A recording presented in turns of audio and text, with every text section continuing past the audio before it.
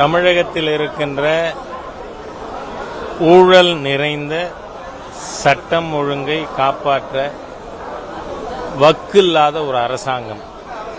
இந்த அரசாங்கம் நீக்கப்பட வேண்டும் என்கின்ற உறுதிமொழி ஒரு பாரதிய ஜனதா கட்சியினுடைய தொண்டரும் ஏற்க வேண்டும் என்பதற்காக திருப்பூர் டிக்ளரேஷன் ஆனது அறிவிக்கப்பட்டிருக்கு.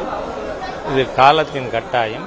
திமுக ஆட்சியில் இருக்கின்ற ஒரு நாளும் தமிழகம் சீரழிவை நோக்கி சென்று கொண்டிருக்கும் என்பது கடந்த சில மாதங்களாக நிரூபிக்கப்பட்டது. சார், இப்போ தமிழகத்தில் இருக்கக்கூடிய 11 மருத்துவக் கல்லூரிகள் கடந்த காலங்களில் தொடங்கப்பட்டுச்சு.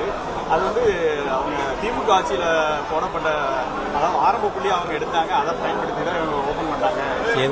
அதாவது மருத்துவக் கல்லூரிகள் 11 மருத்துவக் கல்லூரிகள் தமிழகத்தில் கடந்த முறை அதிமுக ஆட்சியில் கொண்டு வந்தாங்க. அந்த இது பார்த்தீங்கன்னா திமுக ஆட்சியில் 11 இது பண்ணினாங்க. அதுக்கப்புறம் தான் அதை தான் இவங்க மூவ் பண்ணி மருத்துவக் கல்லூரி. திராவிட முன்னேற்ற கழகம் அது யாரா இருந்தாலும் புழுகுனி கும்பல் அப்படிங்கறது நமக்கு தெரியுது. ஏன்னா என்னவோ மத்திய அரசாங்கம் இவங்க கொடுக்கறதுல 29 பைசா கொடுக்குதுன்னு எவ்வளவு நாளா உருட்டின்ண்டே இருந்தாங்க. ஆனா பாராளுமன்றத்தில் மாண்புமிகு நிதியமைச்சர் ஜிஎஸ்டி கொடுக்கும் பொழுதே 50% டிஎன்ஜிஎஸ்டின்னு உங்களுக்கு கொடுத்துட்றோம். மீதி 50% தான் சென்ட்ரல் ஜிஎஸ்டி. அதுலயும் 42% டெவல்யூஷன் ஆஃப் ரெவன்யூ கொடுத்துட்றோம். அதுக்கப்புறம் நீ கொடுக்கறது எங்கேருந்து 29 தான் கொடுக்கறதுன்னு சொல்றது அப்படிங்கிற இவங்களுடைய பொய் பித்தலாட்டம் எல்லாத்தையும் எக்ஸ்போஸ் பண்ணியிருக்கோம். அதனால இவர்கள் பேசுவது எல்லாமே பொய். மாண்புமிகு பிரதமர் மோடி அவர்கள் ஆட்சியில் 11 மருத்துவக் கல்லூரி கொடுக்கப்பட்டிருக்கு. அதுல உங்களுக்கு என்ன கிரெடிட் இருக்கு? ரேஷன்ல 5 கிலோ அரிசி 1 கிலோ பருப்பு சென்ட்ரல் கவர்மெண்ட் தானே 100% சப்சிடி. அதுல எதுக்கு சிஎம் படம், அதுல எதுக்கு கருணாநிதி படம்? ஆகவே இவர்கள் எல்லாமே பொய் பேசுறவங்க. அவங்களுக்கு பதில் சொல்லிட்டு இருக்கவே தேவையில்லை. பிஜேபியினுடைய திட்டங்களை மக்களிடம் கொண்டு போய் சேர்ப்பது தீவிரமா இருக்கும். நன்றி நன்றி நன்றி. வக்போர்டு சம்பந்தமா கனிமொழி எம்பி என்ன சொல்லியிருக்காங்கன்னா, அதாவது வக்போர்டு இதுல மாற்று மதத்தினரை உள்ள கொண்டு வர்றது ஏற்றுக்க முடியாது. நான் கேட்கிறேன், உங்களுக்கு கடவுள் நம்பிக்கை இருக்கா? ஈவேரா ஆட்கள் தானே நீங்க.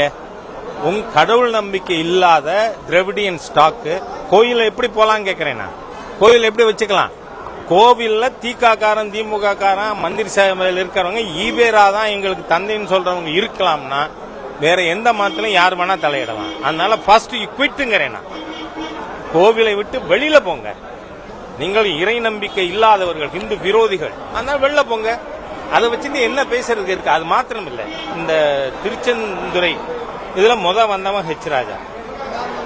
அங்க 1025 ராஜேந்திர சோழன் கட்டின கோவில் வக்ஃபு சொத்தா? என்ன ஃப்ராடுங்கிறேன்.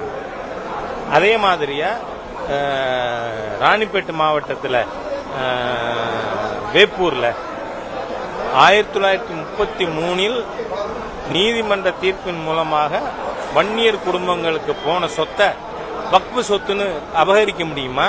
சரி, திண்டுக்கல்ல மாவட்டம் பாலத்துறையில அங்கேயும் 95 ஏக்கர் இந்த பட்டியல் சமுதாய மக்கள், ஏழை எளிய முத்தரையர் சமுதாய மக்கள் இருக்கிற வீடெல்லாம் வக்ஃபு ப்ராப்பர்ட்டியா? இது இந்துக்களுடைய சொத்துக்களை அபகரிக்கின்ற சதி திட்டத்தின் ஒரு பகுதி.